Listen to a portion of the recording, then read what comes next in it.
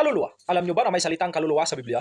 Ano bang ibig sabihin ng kaluluwa sa Biblia at sa agham? Ang kaluluwa isa sa pinakamalalim na konsepto sa Biblia at sa agham naman ay may ibang paraan ng paghahambing. Sa Biblia, ang kaluluwa ay tumutukoy sa buong buhay na pagkatao, hindi lang espiritu, kundi ang mismong buhay at pagkakakilanlan ng tao. Sa Henesis 2:7, ang tao ay naging isang kaluluwang may buhay. Ipinapakita na ang kaluluwa ay buhay mismo ng tao, hindi hiwalay na bagay. Sa Ezekiel 18:4, ang kaluluwang nagkasala ay mamamatay. Ang kaluluwa ay may pananagutan at maaaring mamamatay.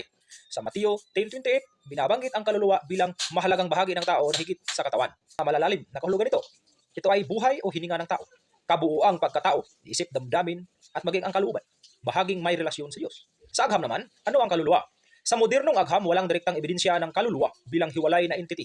Sa halip, ang mga katangiang iniuugnay dito ay ipinapaliwanag sa pamamagitan ng utak at katawan. Isa sa mga paliwanag nito sa science, 1. Consciousness, kamalayan. Ang pagiging mulat sa sarili at kapaligaling sa aktibidad ng utak. Pangalawa, mind o mental processes. Pag-iisip, damdamin, alaala o function ng brain, neurons, synapses, identity. Nabubuo mula sa karanasan, genetics at environment. Reference ng agham. Sa neuroscience, pinag-aaralan kung paano nabubuo ang isip at kamalayan. Consciousness. Ito ang pinakamalapit na konsepto sa kaluluwa sa science. Sa psychology naman ay sinusuri ang damdamin, pag-isip at personalidad. Para sa inyo mga kaibigan, ano po ba ang kaluluwa? Ito po ang hamak na sorbetero dito sa aming bayan. Maraming salamat at ingat!